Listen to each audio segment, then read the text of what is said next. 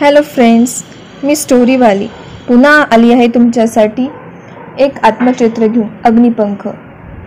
जर हे आत्मचरित्र पठण तुम्हाला आवडले तर नक्की सबस्क्राईब करा आणि लाईक करा. भाग 6. भावी उपग्रहांचे उड्डाण करण्यासाठी लागणाऱ्या वाहनांची कल्पना या काळापर्यंत मूर्त स्वरूपात आणायचे ठरवले जात होते. त्यामध्ये अवकाश तंत्रज्ञानामध्ये असलेली आर्थिक सामाजिक उन्नतीचे बीजे समजून आली होती.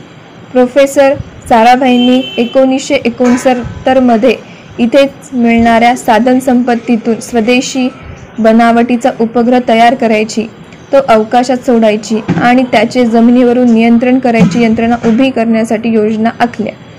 विमानातून स्वतः ते योग्य जागेच्या शोधासाठी फिरले. पृथ्वीच्या पूर्व पश्चिम भ्रमणाचा उपयोग करून घेण्यासाठी ह्यावेळी त्यांनी पूर्व किनाऱ्यावर अधिक लक्ष दिले. मद्रास जवळच्या 100 किलोमीटर अंतरावरील उत्तरेकडे असलेले श्रीहरिकोटा हे बेट त्यासाठी मुकरर करण्यात आले. मद्रास शहराएवढे आकारमान असलेले ते गाव किनाऱ्यापासून जवळ होते. तिथेच पुढे अवकाशतळ बांधला गेला.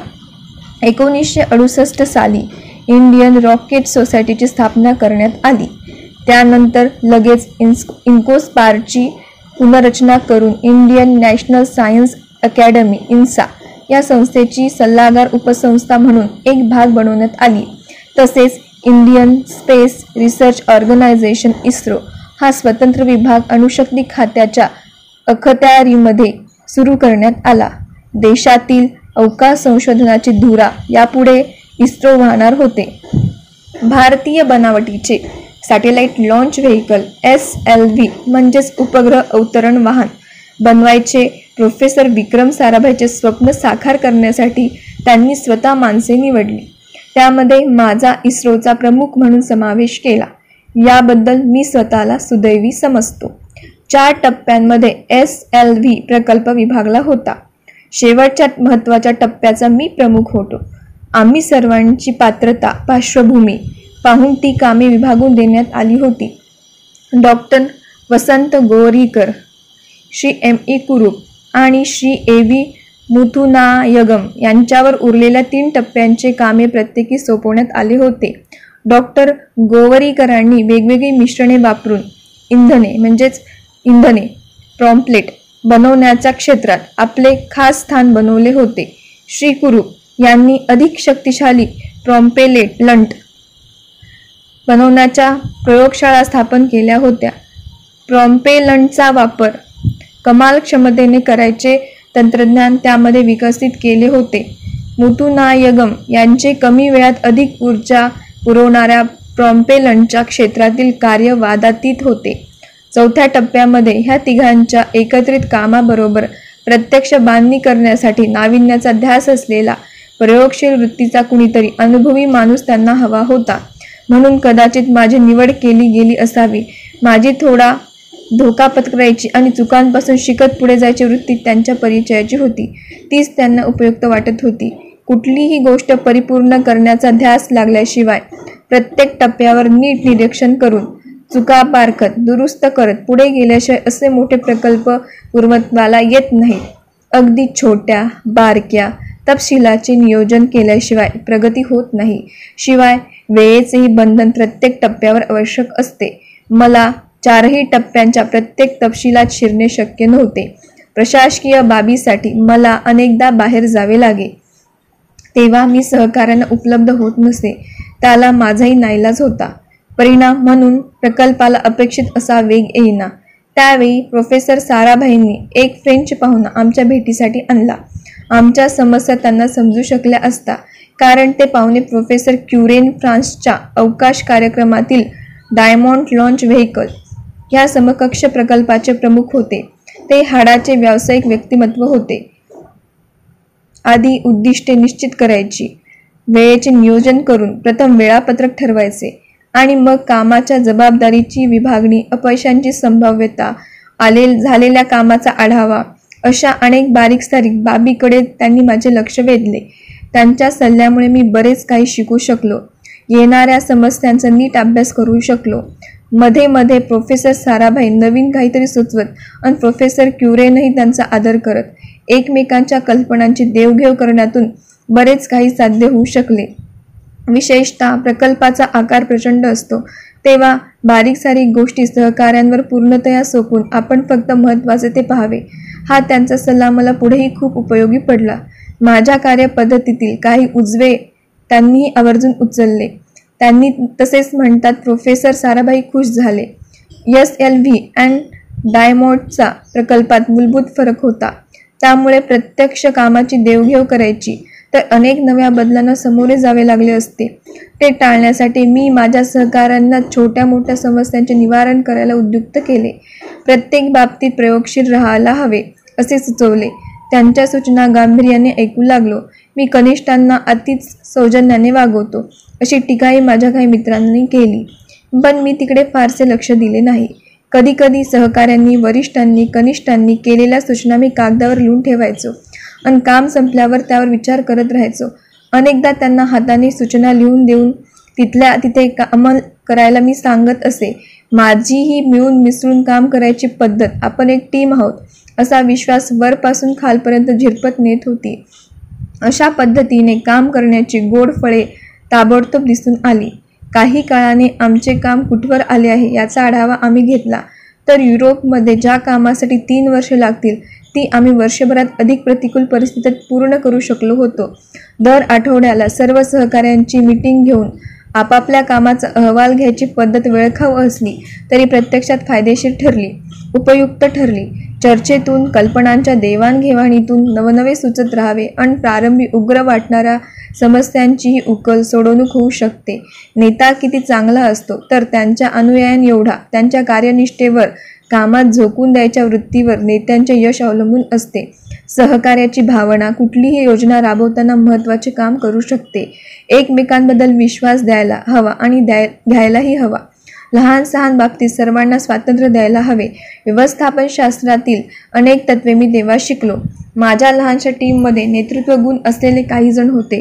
प्रत्येक स्तरावर अशी माणसे असतात आणि ती आपापल्या मगदुराप्रमाणे काम करतात, करूनही घेऊ शकतात. SLV 4 टप्प्यांच्या आरेखनात सुधारणा करून आम्ही डायमंड प्रकल्पासाठी त्याचा उपयोग होईल असे बदल केले होते.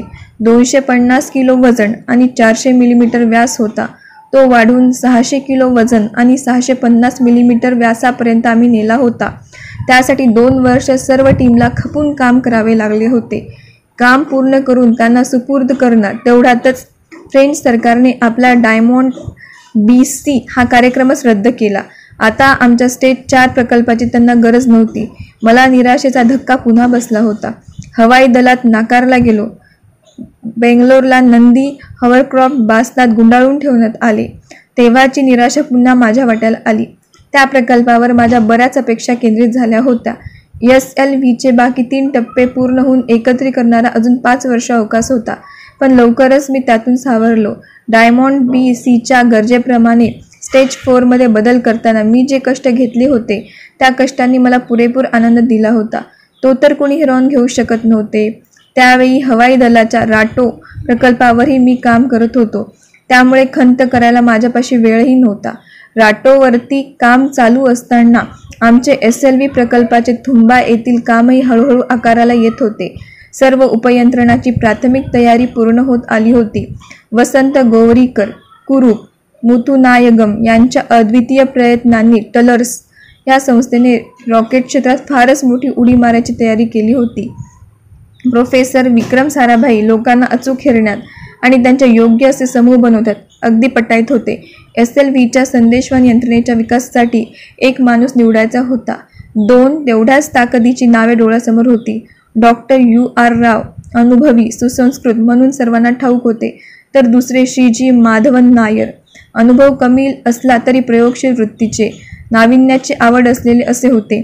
जरी माधवन नायर समर्पित वृत्तीने काम करण्यासाठी परिचित होते तरी त्यांची निवड होईल असे वाटले नव्हते. प्रोफेसर साराभाईच्या एका भेटीच्या वेळी माधवन यांनी एक टेलिकमांड सिस्टीम ज्यामध्ये दूर अंतरावरून आज्ञावली दिली जाते त्याचे प्रात्यक्षिक दाखवले होते। त्यावेळी त्यांची स्वतंत्रपणे नवे करू पाहण्याची वृत्ती सर्वांच्या लक्षात आली होती। प्रोफेसर साराभाईंनी त्यांची नेमणूक केली होती। प्रस्थापित बाबी कुशलतेने करण्यापेक्षा प्रयोगशील नाविन्य त्यांच्या अधिक उपयुक्त वाटले। जी माधवन नायर यांनी प्रोफेसर साराभाईंनी केलेली त्यांची निवड सार्थ ठरवली आणि पुढे ते polar satellite launch vehicle PSLV चे मुख्य प्रकल्पाधिकारी झाले। SLV आणि क्षेपणास्त्रे म्हणजेच एकाच कुळाची भावंडे म्हणायला हरकत नाही। त्यांचा हेतू संकल्पना वेगळी असली तरी दोघांनाही उगम अवकाशशास्त्रातच होतो। हैदराबादच्या defence research and development laboratory DRDL या संरक्षण खात्याच्या संस्थेमध्ये क्षेपणास्त्रांचा विकास करायचा एक मोठा प्रकल्प चालू होता। जमिनीवरून आकाशातील लक्ष्याचा वेध घेणारी ती क्षेपणास्त्रे होती। त्या कामासाठी मी ग्रुप कॅप्टन नारायण यांना वरचेवर भेटू लागलो। 1968 साली प्रोफेसर साराभाई थुंबाला आले होते। तेव्हा त्यांना नोजकोन वापरून यानवाहनापासून अलग करायचे तंत्र प्रात्यक्षिक करून दाखवण्यात आले। कुठल्याही नव्या प्रयोगाचे निष्कर्ष त्यांना दाखवण्यात आम्हाला फार आनंद वाटे। टायमर वापरून एक पायरो सिस्टीम नावाची विशिष्ट छोटी उपयंत्रणा चालू करावी लागते। मग प्रथम नोजकोन यानापासून अलग व्हायची क्रिया चालू होईल। टायमरचे बटन दाबायची क्रिया त्यांच्या हस्ते व्हावी अशी आमची इच्छा। आम्ही त्यांना बोलून दाखवली। त्यांनी हसून मान डोलवत बटन दाबले आणि आम्हाला आश्चर्याचा धक्का बसला। काहीच घडले नव्हते। प्रमोद काळे नावाच्या माझ्या टीममधल्या एका अभियंत्याने तो टायमर बनवला होता। सेकंदभरात काय झाले असावे याबद्दल विचार करून मी त्यांना थांबण्याची विनंती केली आणि सरळ पायरो सिस्टीमला वायर जोडली। त्यांनी पुन्हा बटन दाबले। लगेच अपेक्षेप्रमाणे घडून आले आणि नोजकोन अलग होऊन पुढे झेपावला। साराभाईंनी माझे प्रमोद काळे यांचे अभिनंदन केले आणि ते निघून गेले। त्यांच्या मनात दुसरेच विचार तळमळत होते हे आम्हाला कळले, पण आमच्या कामाबद्दल त्यांचे नक्की मत काय झाले हे कळायला मार्ग नव्हता। त्यानंतर लगेच रात्री जेवणानंतर भेटायला यावे असा निरोप मला देण्यात आला। त्रिवेंद्रमला असताना ते नेहमी कोवालम पॅलेस हॉटेलमध्ये उतरत। नेहमीप्रमाणे हसून त्यांनी माझे स्वागत केले। प्रथम इकडे तिकडे नेहमीचे 2 शब्द बोलून लगेच ते आधीच्या घटनेकडे वळले। मला त्यांची भीती होती, अपेक्षाही होती, पण त्यांनी एकदम वेगळा पवित्रा घेतला। पायरो टायर वेळेवर चालू झाला नाही याचा अर्थ आमचे ज्ञान वा कष्ट कमी पडत आहेत हे नसून सुसूत्रपणाचा अभाव आहे हे त्यांनी मान्य केले। मग त्याची कारणे काय असावीत याची चर्चा खोलात जाऊन ते करू लागले। मला कामाचा बोजा होत आहे का, माझ्या वैयक्तिक समस्या आहेत का अशी त्यांनी विचारणा केली। काम अगदी क्षुल्लक आहे, आव्हानात्मक वाटत नाही की एखादा समस्या जी समोर असून आतापर्यंत दिसली नाही अशी आहे का त्यांची पृच्छा केली। मग चर्चेअंती ते मुख्य कारणाकडे वळले। आमचे सर्व प्रयोग कामे वेगवेगळ्या ठिकाणी चालत होती। एका प्रयोगशाळेत पायरो सिस्टीम, दुसरीकडे इलेक्ट्रिकल काम, तिसरीकडे प्रत्यक्ष बांधणी तर डिझाईनचे चौथीकडे। शिवाय प्रत्येक विभागाच्या वेळापत्रकात पुढे मागे व्हायचे। जागेच्या वेळाच्या फरकामुळे प्रत्येक ठिकाणी सहभाग घेणे मला शक्य होत नसते। मग एकत्रीकरण, परीक्षण यामध्ये सुसूत्रतेत त्रुटी राहत। पहाटेपर्यंत चाललेल्या त्या चर्चेअंती स्वतंत्र रॉकेट इंजिनिअरिंग सेक्शन उभारण्याचा निर्णय घेण्यात आला। संस्थेच्या पातळीवर असो वा वैयक्तिक स्तरावर चुकांमुळे यश दूर जाते हे खरेच आहे। चुकांमुळे एखाद्या गोष्टीची समग्रता लक्षात येऊन नाविन्याची कास धरत प्रयोग करणारा प्रोफेसर साराभाईसारखा एखादा विरळा। आम्हाला चुकांबद्दल दोष न देता त्यातून योग्य बोध त्यांनी घेतला। त्यांची चुकांकडे पाहण्याची दृष्टी अगदी वेगळीच होती। चुका या होतातच आणि बहुतेक वेळा त्या दुरुस्त करता येतात। चुकांमुळे एखादा गंभीर प्रसंग उभा राहतो। अशा वेळी माणसाचे आंतरिक गुण उभारून येतात आणि त्याची खरी परीक्षा होते। चुकीची दुरुस्ती करण्यासाठी काहीतरी नवीन सुचते। पुढे मलाही असे अनुभव आले। चुका टाळण्याचा सर्वोत्तम मार्ग म्हणजे त्याची अपेक्षा ठेवावी। सध्या टायमरने ऐनवेळी दगा दिला आणि त्यातून रॉकेट इंजिनिअरिंग लॅबोरेटरीचा जन्म झाला। हा किती विलक्षण योग आहे नाही का। प्रत्येक मिसाईल पॅनेल मीटिंग झाल्यावर त्यामध्ये काय घडले ते प्रोफेसर साराभाईंना सांगत असते। 30 डिसेंबर 1971च्या मीटिंगनंतर मी दिल्लीहून त्रिवेंद्रमला परतत होतो। प्रोफेसर साराभाई SLVच्या डिझाईनचे परीक्षण करण्यासाठी थुंबाला आलेले होते। विमानतळाच्या स्वागत कक्षातून मी पॅनल मीटिंगमधल्या महत्त्वाच्या बाबींवर त्यांच्याशी फोनवर बोललो। त्यांनी मला त्रिवेंद्रमच्या विमानतळावर भेटण्यासाठी थांबायला सांगितले. त्याच दिवशी रात्री ते त्रिवेंद्रमहून मुंबईला परतणार होते. त्यांच्या भेटीबद्दल विचार करत काय बोलायचे यांची जुळणी मनात चालू असताना मी त्रिवेंद्रमला विमानातून उतरू लागलो. हवेत एक चमत्कारी कुंद कंटाळलेपणा पसरला होता. विमानाची शिडी लावणाऱ्या कुट्टी नावाच्या कामगाराने दुःखी आवाजात मला प्रोफेसर विक्रम साराभाईच्या मृत्यूची बातमी दिली. काही तासांपूर्वी हृदयविकाराचा तीव्र झटका येऊन त्यांची प्राणज्योत मालवली होती. मला जबरदस्त धक्का बसला. मी त्यांच्याशी फोनवर बोललो. त्यानंतर तासाभरातच तो दुर्दैवी प्रसंग ओढावला होता.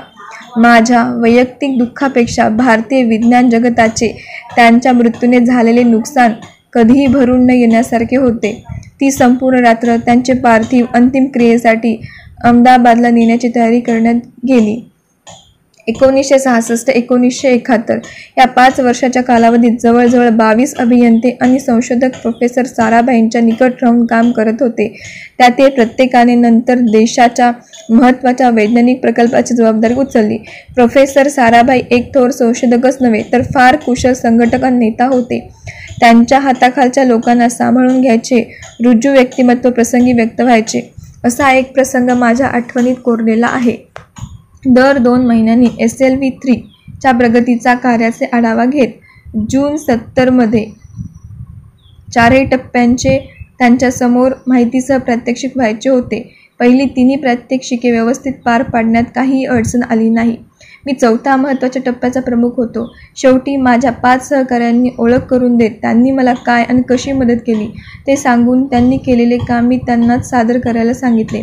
प्रत्येकाने आपापला भाग चोखपणे अधिकारवाणीने सादर केला. मग चर्चेच्या वेळी मी त्यांना देखील भाग घ्यायला लावला. प्रात्यक्षिक पूर्ण झाल्यावर प्रकल्पाच्या प्रगतीबद्दल समाधान व्यक्त करण्यात आले. प्रोफेसर साराभाईंबरोबर काम करणारे एक वरिष्ठ संशोधक एकाएकी उठून उभा राहिला आणि मला उद्देशून म्हणाला, तुमच्या प्रकल्पाचे सादरीकरण उत्तम झाले.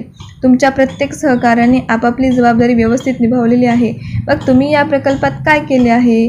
प्रोफेसर साराभाईंचा चेहरा क्षणभर अडचणीत आल्यासारखा झाला. चटकन त्यांच्याकडे वळून ते म्हणाले, इतक्या मोठ्या गुंतागुंतीच्या प्रकल्पाच्या प्रमुखाचे प्रशासन म्हणजे काय याची कल्पना तुम्हाला असायलाच हवी. आताच आपण एक उत्तम उदाहरण पाहिले. टीमवर्कने काम किती उत्तम प्रकारे करता येते हे यांनी दाखवून दिले. माझ्या दृष्टीने गटप्रमुखाने माणसांना एकत्रित घडवणे, त्यांच्यात सुसंवाद राखून काम करायला लावणे अधिक महत्त्वाचे आहे आणि कलामांनी तेच करून दाखवले आहे. माझ्या नजरेसमोर प्रोफेसर साराभाई हे भारतीय विज्ञान क्षेत्रातील महात्मा गांधी आहेत. अनुयायांमध्ये नेतृत्वगुण उत्पन्न करणारे, त्यांना कल्पनेसाठी कामासाठी प्रोत्साहित करणारे असे त्यांचे विराळेच व्यक्तिमत्व होते. त्यानंतर काही काळ प्रोफेसर MGK मेनन यांनी इस्रोचा अतिरिक्त भार सांभाळला. मग प्रोफेसर सतीश धवन यांनी इस्रोचे प्रमुख म्हणून सूत्रे हाती घेतली. तुंबा येथे कार्यरत असलेले सर्व विभाग, टलर्स, space science and technology centre, rocket fabrication facilities, propellant, fuel complex सर्वांचे एकत्रीकरण करून त्याला Vikram Sarabhai space centre VSSC असे नाव देऊन त्या थोर संशोधकाला मानवंदनेचे एक फूल वाहण्यात आले. या सर्व पसाऱ्याचे ते जनक होते. सुप्रसिद्ध धातू अभियंता डॉक्टर ब्रह्मप्रकाश या संस्थेचे पहिले प्रमुख होते. आमची राटो सिस्टीम 8 ऑक्टोबर 1972 उत्तर प्रदेशातील बरेली येथील हवाई दलाच्या केंद्रावर प्रत्यक्षात वापरली गेली. सुखोई 16 हे जेट विमान 2 किलोमीटर धावून उडण्याऐवजी 66 राटोमीटर वापरून 1200 मीटरवर यशस्वी उड्डाण करू शकले. एअर मार्शल शिवदेव सिंग आणि त्यांचे विज्ञान सल्लागार श्री BD नाग चौधरी त्यावेळी हजर होते. 4 कोटी रुपयांचे परकीय चलन वाचवल्याबद्दल त्यांनी आमचे अभिनंदन केले. प्रोफेसर साराभाईंमध्ये उद्योजकतेचा, देशप्रेमाचा आणि संशोधन वृत्तीचा जो दुर्मिळ मिलाप झाला होता त्याला अशी मधून फळे आली. अवकाश संशोधनाचा पाया घालतानाच प्रोफेसर साराभाईंनी अनेक पूरक उद्योगधंद्यांनाही सुरुवात केली होती. उद्योगांचा पाया नसेल तर वैज्ञानिक संशोधनाचा डोलारा सक्षम बनू शकत नाही.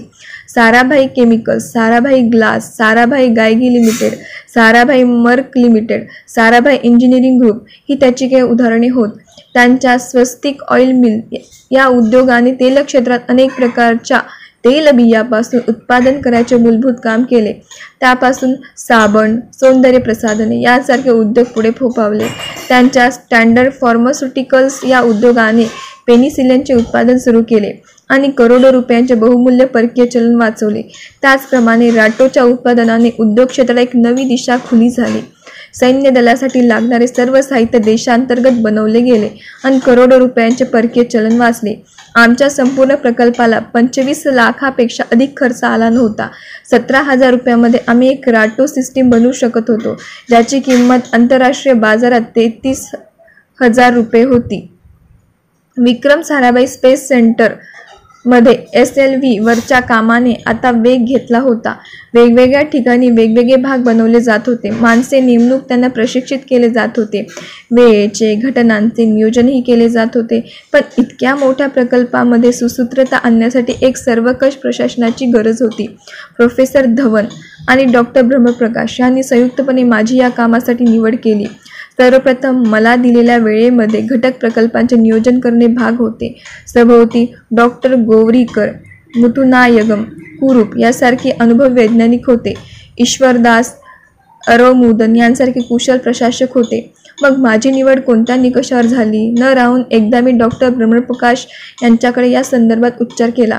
त्यांनी म्हटले, दुसऱ्याच्या बलस्थानाचा तुम्ही विचार करू नका, तुलना तर नकोच. त्यांच्याकडून उत्तम काम करून घेण्यासाठी लक्ष केंद्रित करा.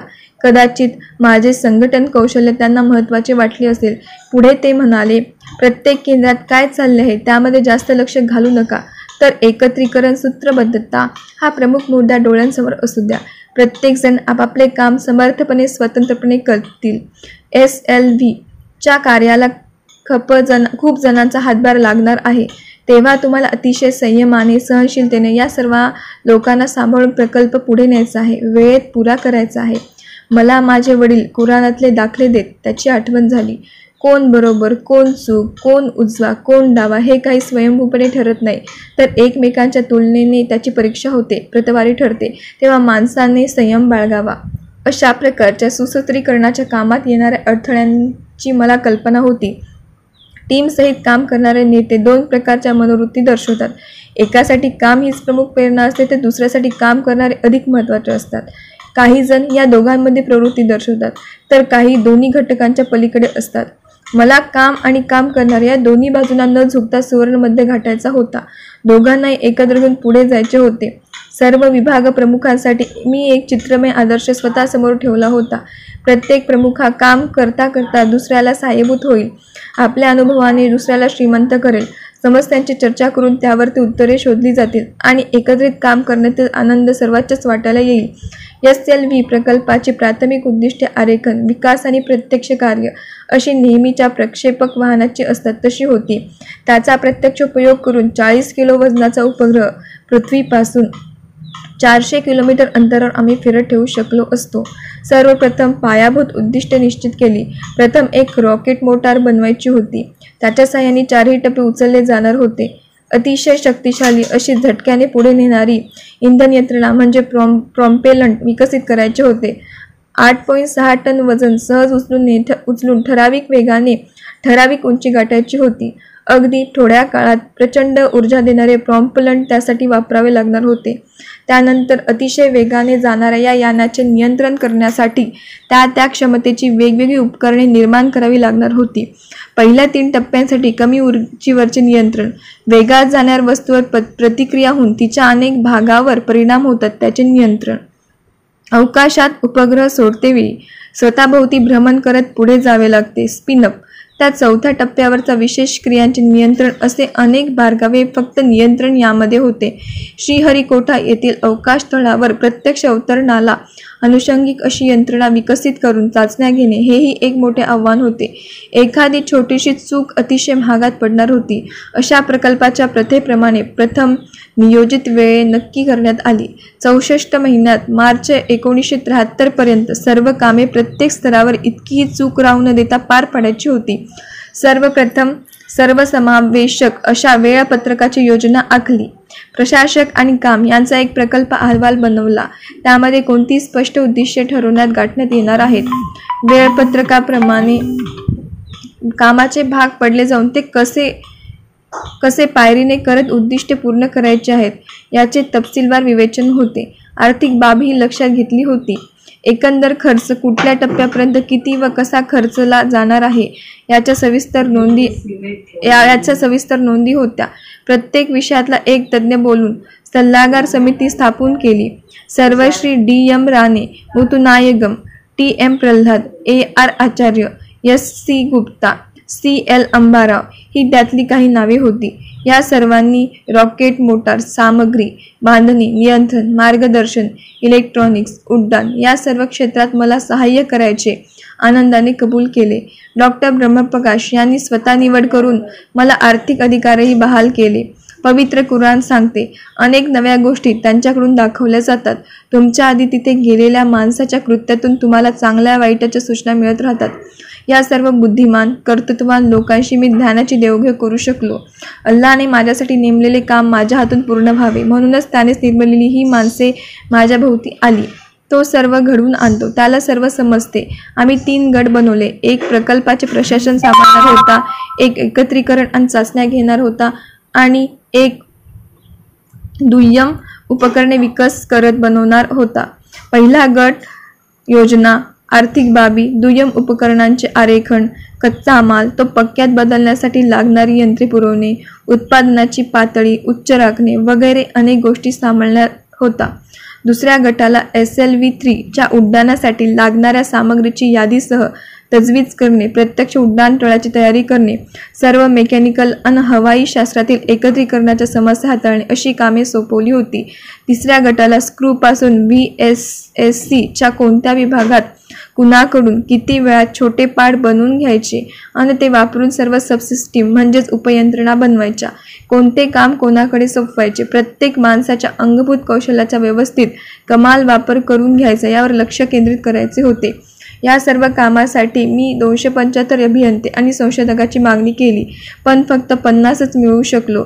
या सर्वांनी जर आपल्या कुवतीच्या कमाल मर्यादेपेक्षा श्रम केले नसते तर सगळा प्रकल्प बासनात पडून राहिला असता.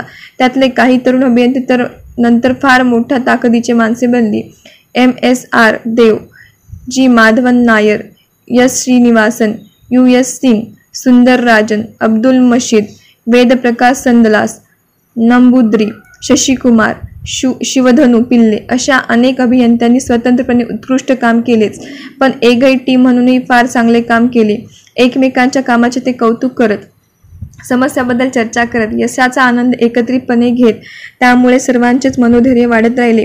कधी अपेक्षित परिणाम मिळाले नाहीत तरी कुणी नाउमेद झाले नाहीत. एकमेकांच्या तरुण सहवासात उत्तेजन मिळत राहिल्याने नैराश्य झटकन दूर होईल आणि पुन्हा नव्याने उत्साहाने कामाला जंपून घेणे शक्य होईल. त्यातील प्रत्येकजण स्वतःच्या क्षेत्रात बुद्धिमान विशेषज्ञ म्हणून ख्यात होता. त्यामुळे प्रत्येकाला आपापल्या स्वातंत्र्यावर कुणाचे अतिक्रमण चालत नव्हते. अशा बुद्धिमंतांचा गट सांभाळणे म्हणजे तारेवरची कसरत होती. प्रत्यक्ष काम करताना आणि कामे व्यतिरिक्तही त्यांच्याशी जपून वागावे लागे. त्यांच्या कार्याचा पाठपुरावा करत राहावे लागे, पण ढवळाढवळ करून चालत नसे. कामाव्यतिरिक्त त्यांच्यावर विश्वास टाकून पुढच्या कामासाठी त्यांना प्रवृत्त करावे लागे. प्रकल्प प्रमुखाने फार लक्ष घातले तर तो ढवळाढवळ करतो, कामाची फार चिंता करतो असे समजले जाई आणि सर्व त्यांच्यावर सोपून काहीच लक्ष दिले नाही तर तो आपली जबाबदारीच टाळत आहे. त्याला कामी होती की नाही याची चिंताच नाही असा ग्रह होय. अशी तारेवरची कसरत त्यांना त्यांच्या कनिष्ठांबद्दल आणि मला इतर सर्वांबद्दल करावी लागे. पण त्यामुळे आम्ही खूप काही शिकू शकलो. अनुभवासारखा गुरु नाही. त्यातील बरेच जण पुढे देशाच्या अतिमहत्त्वाच्या प्रकल्पावर प्रमुख म्हणून नेमले गेले. M.S.R. Dev augmented satellite launch vehicle SLV चे प्रमुख झाले. Madhavan Nair polar satellite launch vehicle PSLV चे प्रमुख आहेत. तर संदलास शिवधनु पिल्ले DRDO हेडक्वार्टर्सचे उच्चतम अधिकारी आहेत. अशा उच्च जागी ते पोचले आहेत कारण त्यांनी सतत केलेले श्रम, त्यांची खडकासारखी अविचल मनाची शक्ती आहे. ती सर्व अत्यंत बुद्धिमान असामान्य गुणवंताची टीम होती. भाग 6 समाप्त.